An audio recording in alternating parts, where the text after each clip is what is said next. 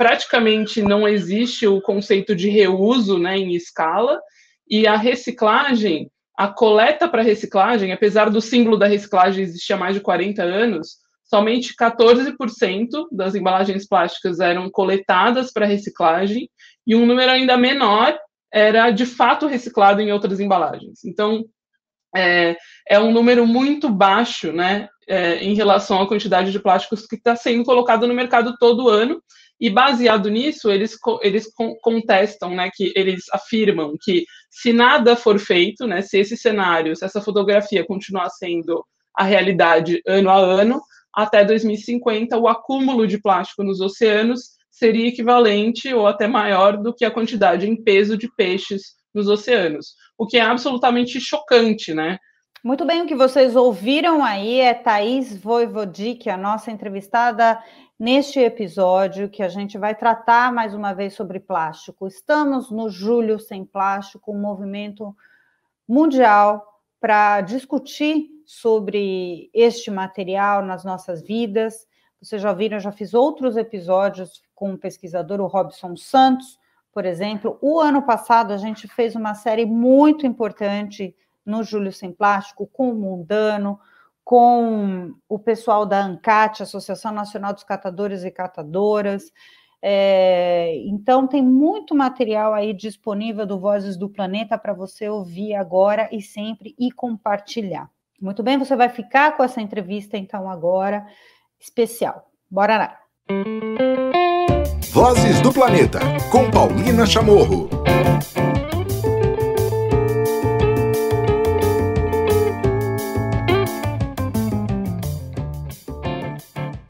Muito bem, dando início ao episódio 184 do Vozes do Planeta, de uma série que a gente vem fazendo com o apoio, com a ajuda, com a colaboração da Ellen MacArthur Foundation, para a gente entender temas dentro da economia circular. E hoje, para encerrar o Julho Sem Plástico, a gente vai encerrar com chave de ouro. Vamos ter uma conversa muito especial com a Thaís Voivodich.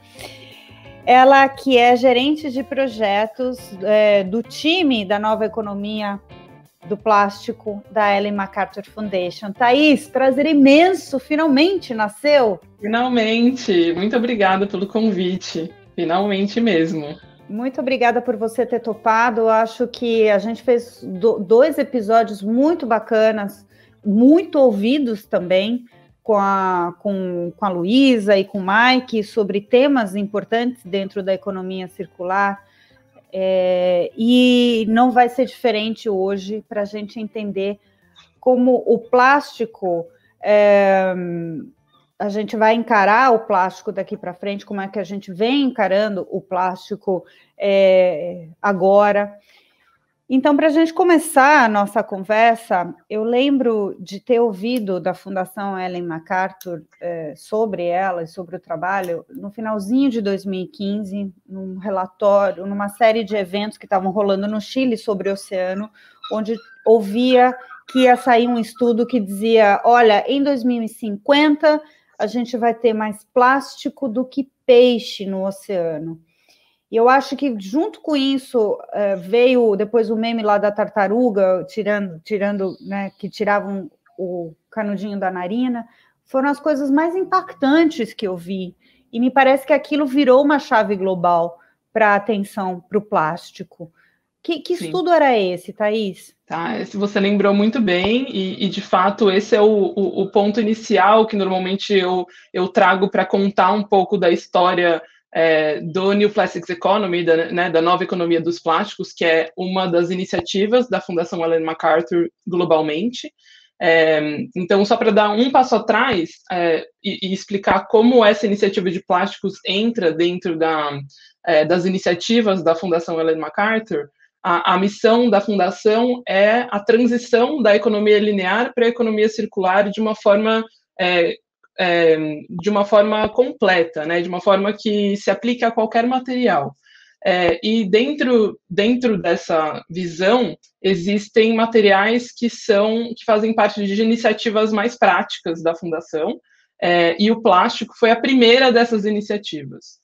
Então, existem outras, como a economia circular de alimentos, a economia circular da moda, mas a nova economia dos plásticos foi a iniciativa que nasceu primeiro, justamente pelo plástico ser um dos materiais lineares mais icônicos que existem no mundo.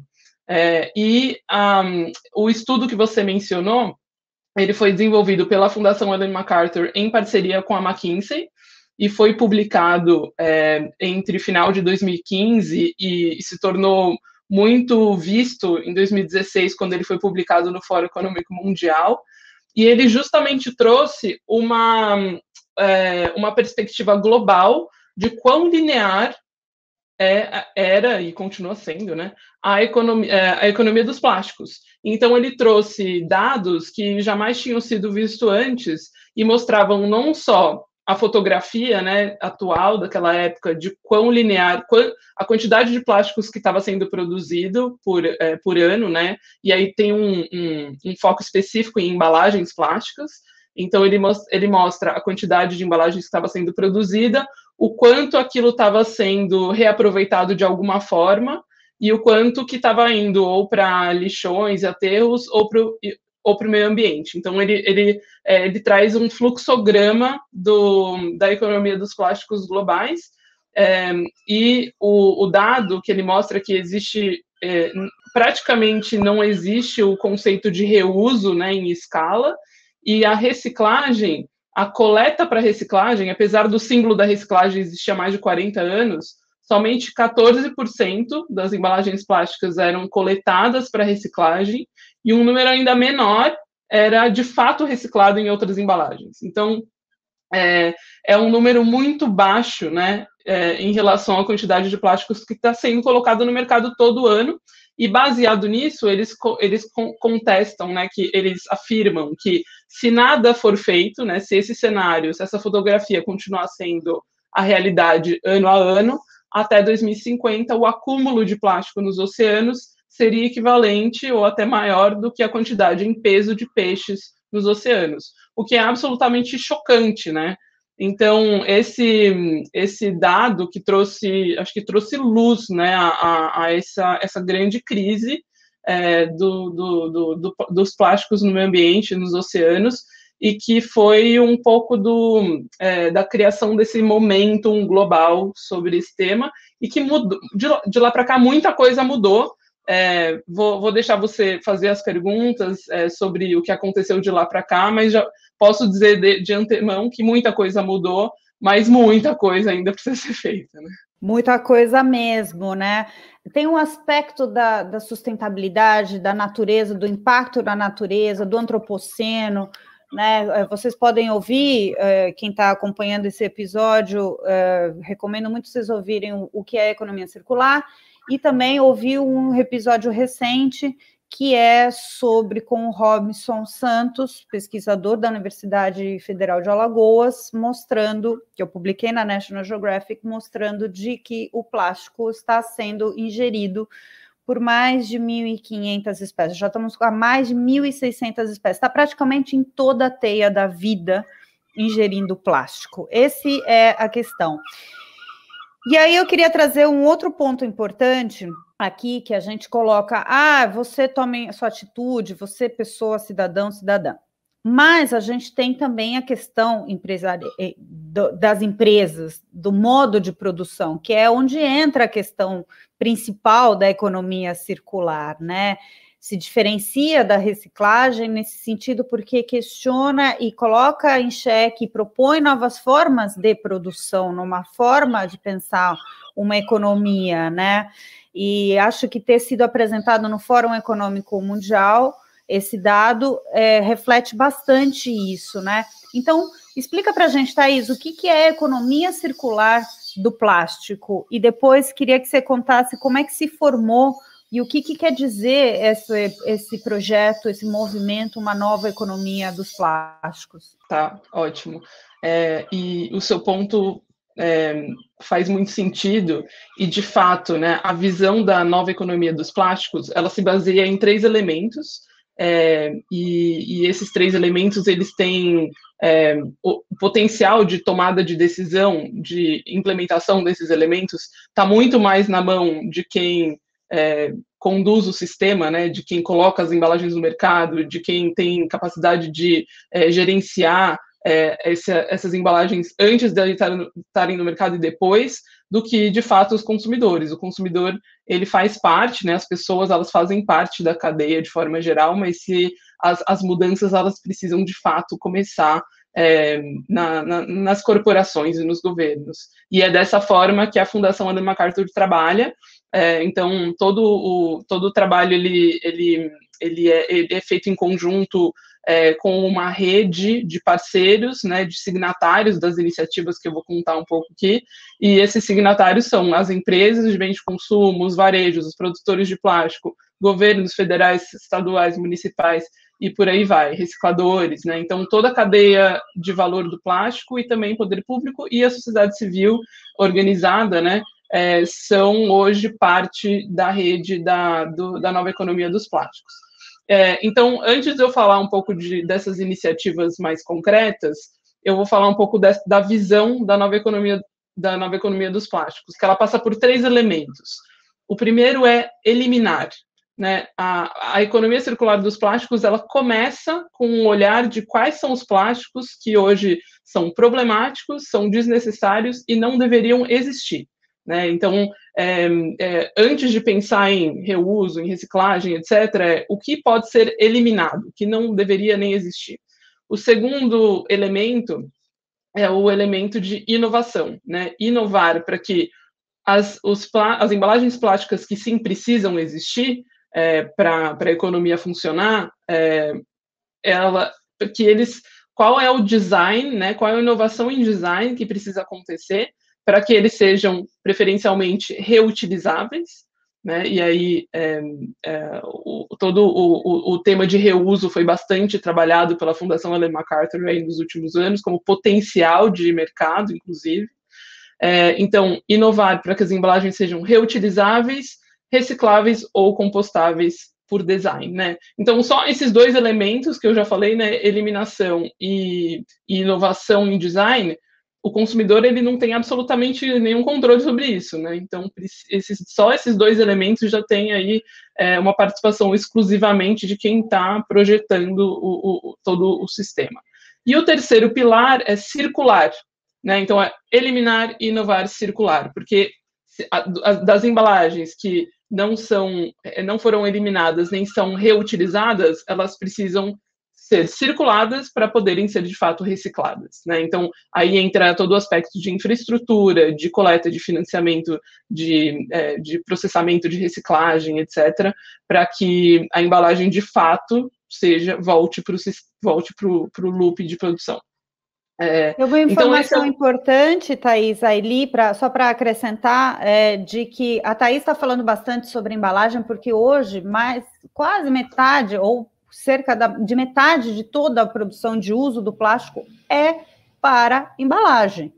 Né? Então, por isso que merece uma atenção muito específica com relação a isso. E um volume muito grande. E, além disso, são plásticos projetados, em geral, para ter um uso único, né? Então, é muito problemático, né? Então, os plásticos são plásticos não duráveis por conceito, né? Eu te cortei aqui, né? Desculpa, imagina. Eu te cortei. Mas só aproveitando, né, que a gente tem hoje uma grande especialista para poder também explicar e tirar essas dúvidas, né? A gente falou, então, que a grande produção de plástico hoje é para embalagem e tem a importância de designs e da pré-produção do plástico ser pensada é importante, porque a realidade, né, Thaís, da reciclagem do plástico é que vem embalagens com 3, 4 tipos de plástico misturados e a grande maioria deles não é reciclável, ou seja, exatamente. A realidade hoje é um plástico não reciclável, não viável em grande escala, certo? Exatamente. E a gente tem até um dado sobre isso, né? Então, uma das iniciativas concretas da Fundação, nessa criação dessa mobilização para soluções para a economia circular, se chama Global Commitment, né? É o compromisso global, que traz metas concretas para uma rede de empresas que façam parte da cadeia de valor do plástico, e também governos e sociedade civil, mas quem consegue, de fato, nesse caso, transformar seu portfólio são as empresas e os produtores de plástico, né? Então, essa iniciativa hoje tem mais de 500 signatários globais, sendo desses 500, 250 são empresas. E essas empresas representam 20% do mercado mundial. Então, a gente está falando dessa fatia de empresas, que é uma fatia bastante representativa, e que pela primeira vez a gente está tendo acesso, né? Aliás, todo mundo está tendo acesso aos dados dessas empresas. Então, como parte do compromisso de fazer parte do Global Commitment, né, do compromisso global, reportar, fazer um reporte anual dos seus avanços em relação às metas que foram estabelecidas ano a ano. Então, a cada ano, o ano passado a gente já teve a segunda leitura, esse ano vai sair a terceira, a gente consegue ver quantitativamente quais são as áreas de progresso e quais são as áreas de estagnação nessa evolução de uma economia linear para a economia circular dos plásticos. Claro que é um recorte, a gente está falando de 20%, né, do mercado mundial, mas 20% é bastante coisa, né? A lógica a questão dos dados é fantástica, né? Eu lembro que pela primeira vez a gente teve uma dimensão, acho que saiu há 2 anos, essa matéria, um especial do Guardian, a partir desse estudo, dessa disponibilização de dados, via o projeto, esse movimento da nova economia dos plásticos, por exemplo, de uma Coca-Cola que põe 3 milhões de toneladas por ano no mercado de plástico, ou seja, precisa se começar a ter uma tabela para poder ver o que vem sendo diminuído, para a gente começar a ter metas, né, e metas claras e transparentes também, né, Thaís? Exatamente. E, então, além do progresso em si, um dos principais avanços nesse sentido de ter dados é justamente o fato de ter os dados, né? De começar a ter mais transparência em relação a quanto se coloca no mercado e qual é o compromisso, e ano a ano se está cumprindo ou não, né? Então, o reporte do compromisso global, ele é um agregado, ele tem algumas informações isoladas de algumas empresas, e é possível até entrar no site e ver o avanço empresa a empresa, mas esse grande reporte é uma análise coletiva, né, e que mostra, e eu queria mencionar isso porque você falou dos plásticos não recicláveis, né, que uma quantidade enorme de plásticos vai parar no reciclador, mas é descartado, é rejeitado, porque... Então, o dado global que a gente tem hoje é de 64% das embalagens plásticas produzidas são consideradas recicláveis na prática em escala, né? É um conceito de reciclabilidade da Fundação Ellen MacArthur. Não é reciclabilidade em teoria, é reciclabilidade comprovada. 64%. Ou seja, os outros 36% não são recicláveis, não são nem recicláveis, né? Então, todas essas empresas que fazem parte do compromisso global se comprometeram até 2025 ter 100% do seu portfólio em embalagens ou reutilizáveis, ou recicláveis, ou compostáveis. Então, o que aconteceu na mensuração de um ano para o outro? Esse indicador não se moveu. Era 64% no ano de 2018, no ano de 2019 continuou 64%. Isso, assim, acendeu um alerta, né? Porque outros indicadores mudaram. O indicador, por exemplo, de conteúdo reciclado teve um crescimento de 22% na utilização de PCR, né? de conteúdo reciclado em novas embalagens. O que é um indicador bastante positivo de um ano para o outro, considerando se a gente mantiver esse crescimento até 2025,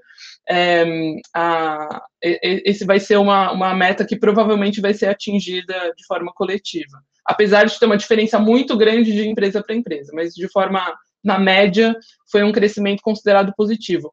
A reciclabilidade não se moveu, então acende um alerta, né, e muda bastante a abordagem que a Fundação tem também com a sua rede, de alertar e mostrar assim, esse é um indicador que precisa se mexer. O que está sendo feito com embalagens flexíveis, por exemplo? Qual que é o seu plano para ou tornar essas embalagens recicláveis ou achar um outro caminho, né? Mudar de tipo de embalagem que se produz.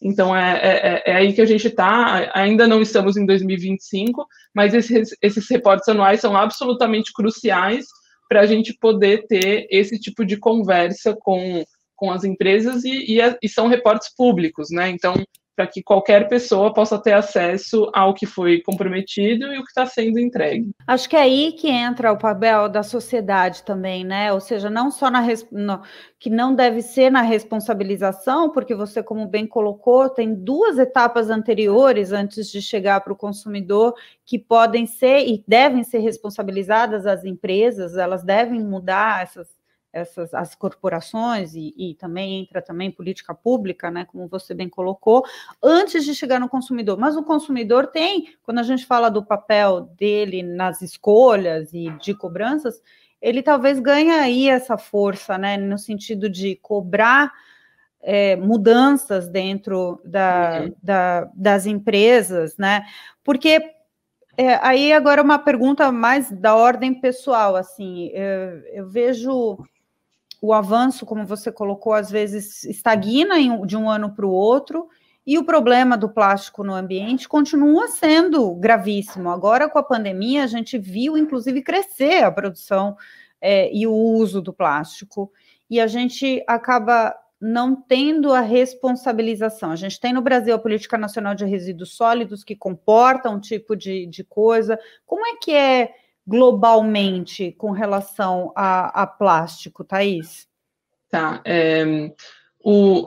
Antes de falar da questão de política pública, os dados do reporte desse ano vão refletir 2020, então a gente vai conseguir ter um pouco a gente vai ter dados mais que vão ajudar a gente a ter uma visibilidade sobre o impacto da pandemia, que medo.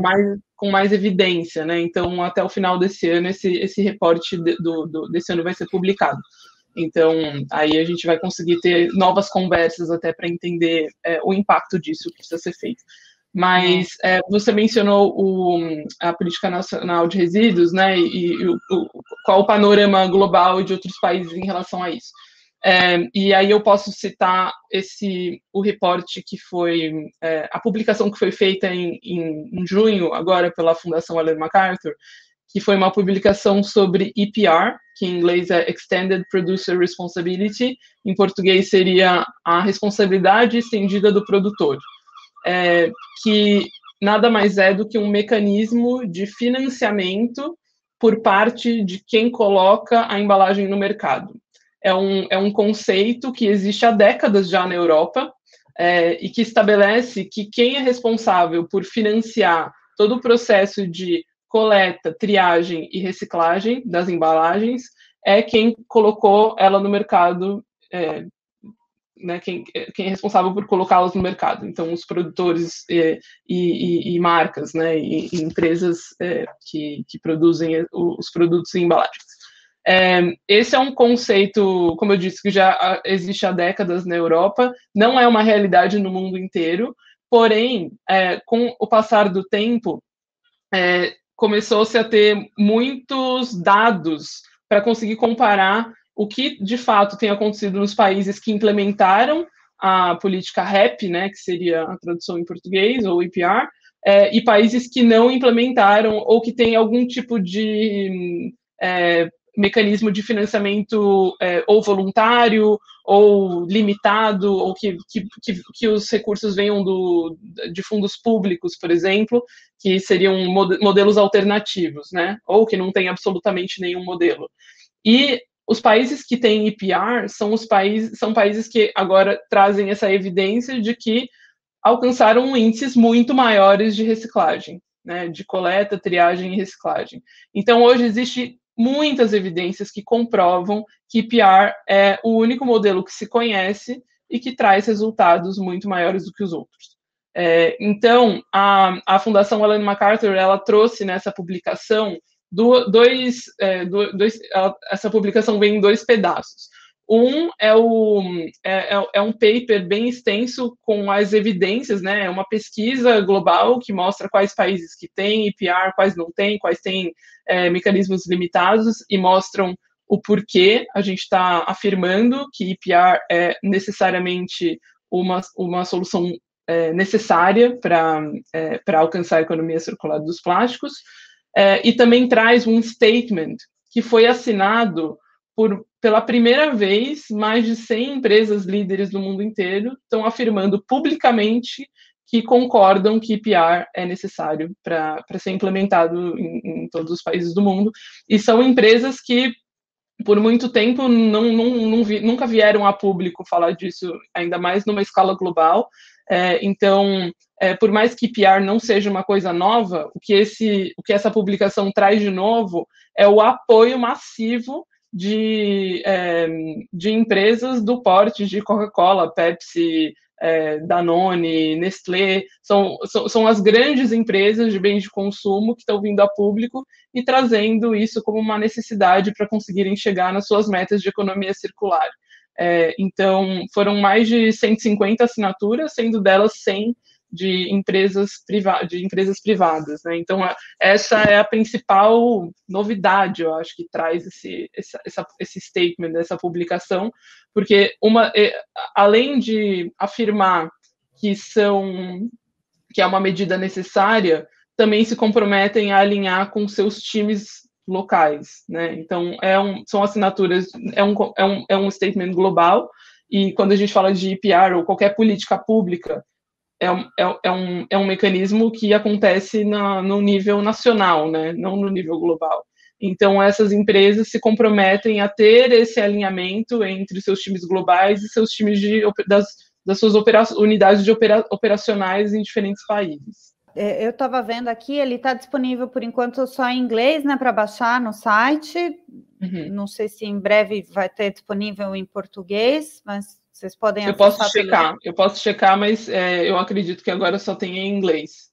Em inglês, eu estou vendo aqui pelo site, mas vocês podem acessar pela ellenmacarthurfoundation.org. A gente vai deixar ali no descritivo do episódio o site para vocês poderem acessar. Parece que, para você que está ouvindo, falando assim, pô, mas agora, só agora, o que vai adiantar eles reconhecerem, né, que é isso? Mas, como a Thaís falou, é uma mudança bastante grande, porque é um compromisso público, pelo menos é um compromisso moral, já que a gente não tem uma política que seja global para isso, mas tem que ser aplicada por país por país, mas pelo menos as empresas assumem um compromisso, eu digo moral, Thaís, porque, como eu falei, né, o plástico já está em todos os ambientes, alguém tem que pagar essa conta, a gente tem um passivo do plástico grande no planeta que ninguém vai tomar conta, né? Ninguém vai se responsabilizar ainda, existem muitas medidas, né? As limpezas de praia que servem de trabalho de educação ambiental, mas a gente tem mais plástico em sedimentos marinhos, a gente tem plástico, nesse estudo que saiu agora, publicado na Science, mostra, por exemplo, que ainda falta muito estudo no ambiente terrestre, a gente sabe muito do oceano, do plástico, mas quando começarem a sair esses estudos do ambiente terrestre, a gente vai entender uma dimensão, outra dimensão, ou seja, parece pouquinho, parece que é algo tipo, só assinaram isso, mas é pelo menos um passo, e é uma responsabilização, e é assumir moralmente, eu acho, perante o mundo, essa questão da responsabilidade com relação ao plástico. Não sei, estou viajando? Não, eu concordo, e além disso, eu acho que isso manda um sinal forte para os governos, de que as empresas estão dispostas a sentar na mesa e discutir isso juntos, e parte do nosso processo de conversa com uma quantidade muito grande de stakeholders para conseguir chegar nesse paper, passou também por conversar com governos que já têm EPR. Então, o Chile, por exemplo, é o primeiro país da América Latina que está implementando o EPR, e parte do aprendizado deles foi justamente o tempo que se levou para conseguir ter todos os atores-chave numa mesma mesa e chegando nesse ponto em comum e acordando e tudo mais. Então, foi um processo muito lento de desenvolvimento, parte do insight de todo esse processo de construção desse paper foi justamente tentar chegar nesse statement que possa, teoricamente, acelerar esse processo, mostrar quem que está disposto a sentar na mesa e com os governos, né, com os legisladores, e que possam acelerar esse processo de implementação desse mecanismo como política pública, né? Então, ele não é um mecanismo voluntário, é muito importante que haja compromissos voluntários, que haja líderes que queiram fazer mais do que a legislação estabelece e tudo mais, mas legislações ambiciosas são absolutamente necessárias para que todo mundo esteja na mesma direção, né? E não só um ou outro, e não haja espaço para que exista só compromissos voluntários como solução única, porque não é o caso. Então, esse complemento entre a ação voluntária, entre o pensamento upstream de design, etc., seja foco das empresas, mas também que esse mecanismo de financiamento exista, porque um dos dados que se tornou mais evidente nesse estudo foi que basicamente existe um gap de financiamento para que a circulação dos materiais aconteça, porque coletar, triar e reciclar embalagens custa mais caro do que o valor do material em si. Basicamente é isso, a conta não fecha.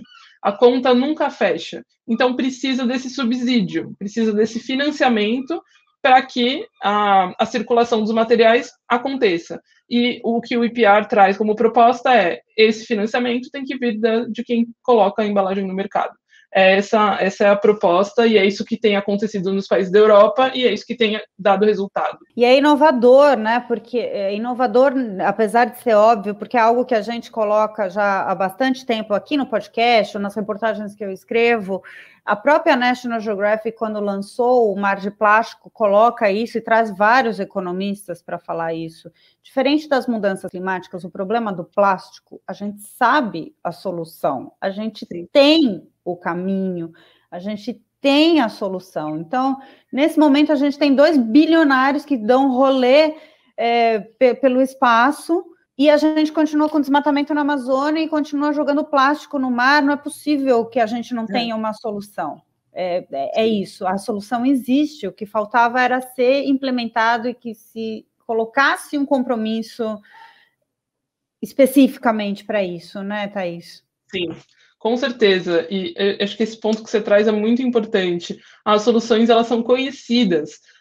Tem um estudo que foi publicado no ano passado, que a Ellen MacArthur Foundation foi thought partner, mas o estudo ele foi desenvolvido pela Pew Charitable Trust e Systemic, e ele trouxe quase que uma atualização daquele primeiro estudo que a Ellen MacArthur Foundation publicou em 2016, mas agora é 2020, né, 4 anos depois, e ele traz, então, dados que corroboram o que foi falado naquela época, que os esforços para conter a poluição plástica não estão dando conta da aceleração da produção de plásticos. Então, mostra que o que está sendo feito não é suficiente. Mas, ao mesmo tempo, eles mostram uma curva, né, de ascendência de produção de plástico e de que a consequência disso vai ser a concentração de plásticos nos oceanos quadruplicando até 2040, mas ele traz também uma projeção das soluções que já são conhecidas e o quanto isso aplicado tem potencial de reduzir essa curva até zero. Então, e ele coloca justamente soluções que são baseadas na visão do New Plastics Economy, que é eliminação. Qual o potencial da eliminação entre agora e 2040? Quanto isso reduz a curva? inovação, quanto que o mercado de reuso tem potencial para inovação, né, de novos modelos de entrega, de novos modelos de embalagem, que não são projetados para ser de uso único, reduzem a curva, e por fim a reciclagem, né, e quanto que a reciclagem também reduz essa curva. Então é muito interessante esse estudo, porque ao mesmo tempo que ele é chocante, ele reforça o ponto de que ainda estamos longe. Ele traz justamente isso que você falou, as soluções que a gente já conhece, projetadas nessa curva, elas já têm potencial de reduzir elas a praticamente zero, então é uma questão de vontade de investimento, de organização, né? Então, mobilização, e nesse caso de políticas públicas compulsórias, né? Que façam que todo mundo que esteja todo mundo caminhando na mesma direção. Poxa, muito bacana. E essas gaivotas que vocês estão ouvindo ao fundo não são minhas, são da Thaís, é o fundo da Thaís. Sim. E ela está falando com a gente direto da Inglaterra. De onde, Thaís? Se chama Isle of Wight, é uma ilha que fica no Canal da Mancha, no sudeste da Inglaterra. Lembrando toda a história, né, da Fundação Ellen MacArthur, como a gente ouviu com a Luísa contando, né, que partiu justamente de uma velejadora da própria Ellen MacArthur, né, mostrando de que é possível viver com o que a gente tem próximo, desde que seja durável, desde que a gente consiga aproveitar ao máximo. Então, todo esse conceito vale muito a pena vocês revisitarem também os outros episódios dessa série que a gente fez junto com a Ellen MacArthur Foundation aqui na América Latina. E essa foi para encerrar o Julho Sem Plástico aqui no Vozes do Planeta. A gente estava ensaiando essa entrevista faz tempo, mas não teve melhor momento do que agora, Thaís, de sair esse statement do EPR, falar sobre isso neste momento, e falar dentro desse contexto da pandemia, né, porque vão vir dados aí, imagino que bastante desafiadores, para colocar dessa forma. Eu queria te agradecer enormemente aqui pela sua participação hoje aqui no Vozes do Planeta, foi um prazer imenso falar contigo. Eu que agradeço, um prazer muito grande falar com você, e conte comigo. Ouvimos aqui, então, no episódio 184 do Vozes do Planeta, Thaís Voivodik. Ela é gerente de projetos da Ellen MacArthur Foundation, faz parte, né, do time dessa nova economia dos plásticos. Vozes do Planeta pela natureza. E dando sequência, então, aqui no Vozes do Planeta, neste episódio 184, onde a gente trata, né, estamos no Julho Sem Plástico, e a gente ouviu a Thaís Voivodik, da Ellen MacArthur Foundation, falando sobre responsabilização de empresas. Agora a gente tem no nosso Espaço pela Natureza essa parceria com o PNUMA. Eu vou ter a participação agora do Vitor Leal Pinheiro, coordenador da campanha Mares Limpos. Fala, Vitor, tudo bem? Oi, Paulina, tudo bem? Como é que você está? Maravilha, obrigada. Prazer estar aqui de novo.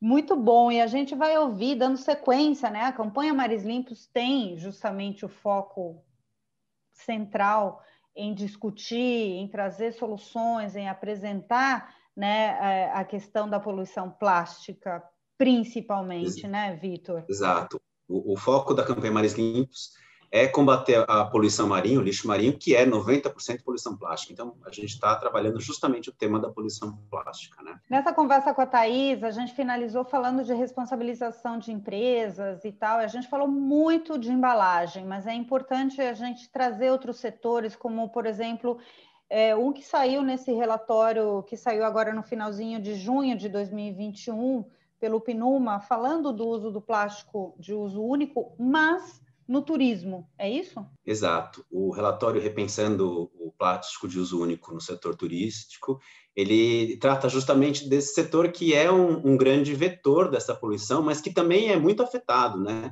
O turismo depende de recursos naturais, de uma natureza vibrante aí para que ele possa ter pessoas interessadas. E a gente tem uma tendência agora, inclusive com a pandemia e pós-pandemia, de um aumento desse interesse das pessoas por recursos naturais, por natureza, por praia, né?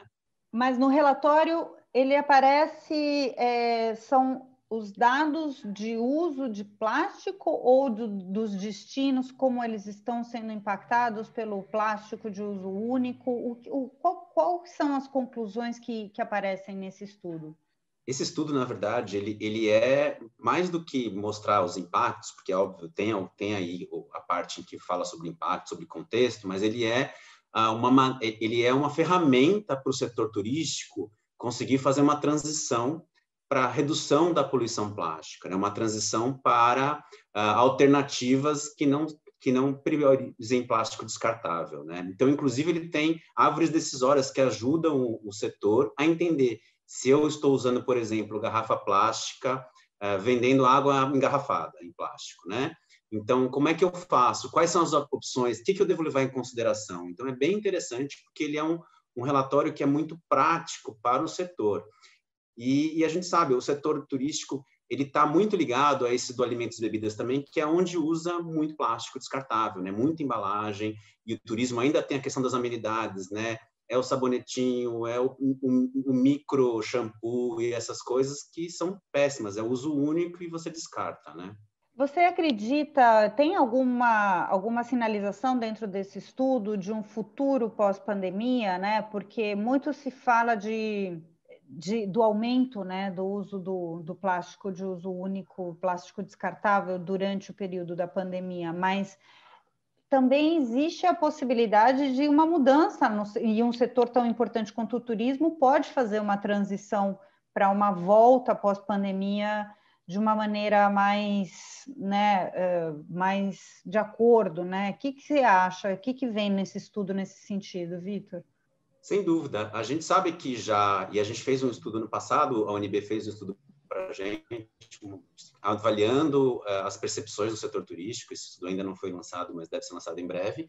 E uma das coisas que a gente percebeu, é que foi feito um estudo, por exemplo, no Paraná, em duas praias no Paraná, que avaliou o impacto do resíduo plástico, do resíduo nas praias e como é que isso afetava as receitas, e que pode afetar até 39% as receitas com turismo nesse lugar, né? Então, foi um impacto lá de cerca de 8 milhões e meio de dólares no município. Uau. Acontece que, pois é, e só que tem uma coisa interessante também, é que com a pandemia, primeiro o setor turístico sentiu muito, né, a pandemia, porque as pessoas pararam de viajar, mas o que foi acontecendo foi que na tentativa de retomar, começou-se um processo que era esse que você falou, plastificar todo mundo, plastificar tudo. E aí o próprio PNUMA falou sobre isso, inclusive sobre o plástico não ser uma medida sanitizante. Você envolver algo em plástico, você não está higienizando, você está só criando mais uma superfície de contato, né? Então, essa discussão foi evoluindo, e esse relatório é um pouco dentro dessa discussão, que avalia que impactos que cada tipo de plástico descartável pode ter, que alternativas e como resolver. Então, te dou um exemplo, pegando essa garrafa plástica que eu falei mesmo, né? Então, a água engarrafada. Teve um hotel na República Dominicana, com quem a gente estava trabalhando, e que ele foi fazer uma avaliação, e nesse processo de reduzir a poluição plástica, uma das coisas que eles trouxeram foi, olha, a gente não pode tirar a garrafa d'água, quer dizer, essa garrafa plástica que se vendia, porque isso é parte da nossa receita. Só que olha que coisa interessante, depois eles foram estudar um pouco melhor a questão e descobriram que eles estavam gastando mais com refrigeração dessa água do que eles ganhavam vendendo a própria água. Então, conforme a gente vai entendendo esse processo, você tem até oportunidades de redução de custos para o setor, ao mesmo tempo em que você está garantindo um mínimo de resiliência, né? Quer dizer, um setor que hoje é afetado, mas pode ajudar a proteger o meio ambiente. A gente sabe que o setor turístico é fundamental também para a conservação, né? Ele então, dentro dessa coisa da ideia da regeneração, da restauração, a gente também entende o setor turístico como um setor-chave para isso. Mas, para isso, tem que ter políticas que enderecem a questão da poluição plástica, enfim, e possam priorizar um turismo mais sustentável, que, inclusive, é o que as pessoas estão desejando mais. Aquele site Booking.com fez um relatório de sustentabilidade recentemente, que saiu agora, e que ele mostrou que 83% dos viajantes no mundo todo acham que as viagens sustentáveis são vitais, que elas são fundamentais. e 61% dos entrevistados por eles disse que a pandemia mudou, fez com que eles queiram viajar de forma mais sustentável no futuro. Eles começaram, acho que os turistas começaram a entender também essas correlações, né? E a tendência é que com a reabertura e com a retomada, conforme a gente avança a vacinação e começa as pessoas a circularem mais, é que a gente faça a partir do momento em que o turista viaja para um destino que tem essas características, ele começa a esperar isso. Então, também inicialmente pode ser uma diferenciação para o setor turístico, mas depois vira uma coisa de sobrevivência, porque conforme as pessoas vão tendo essa experiência, elas vão desejando essa experiência, né?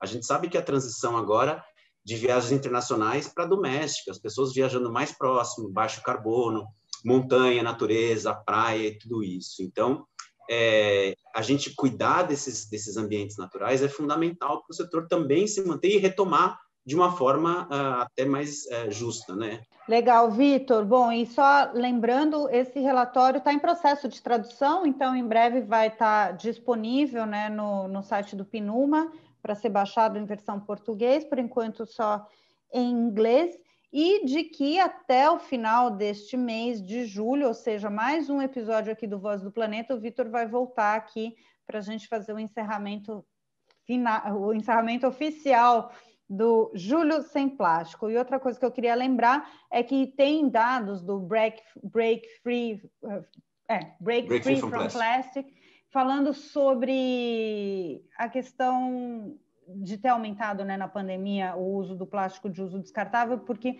muitas empresas produtoras, né, desse tipo de material aproveitaram para colocar muito mais coisa no mercado, usando o argumento sanitário, e que, na verdade, é muito pelo contrário, né? Quanto mais você utilizar o seu próprio material, o seu próprio copo, o seu próprio talher, que você puder levar, a sua própria garrafinha, que não esteja em contato com outras mãos, que não esteja em contato aberto, é cada vez mais seguro. Então, de novo, use o seu material, ande com a sua garrafinha, ande com o seu copo, ande com o que for possível que você tenha dentro de casa e que seja durável.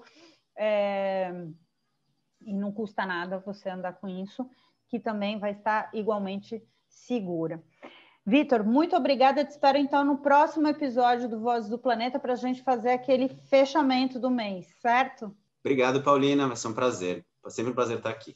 Vozes do Planeta. Este episódio do Julho Sem Plástico no Vozes do Planeta fica por aqui. A produção e a apresentação, entrevistas no Vozes do Planeta são minhas, Paulina Chamorro.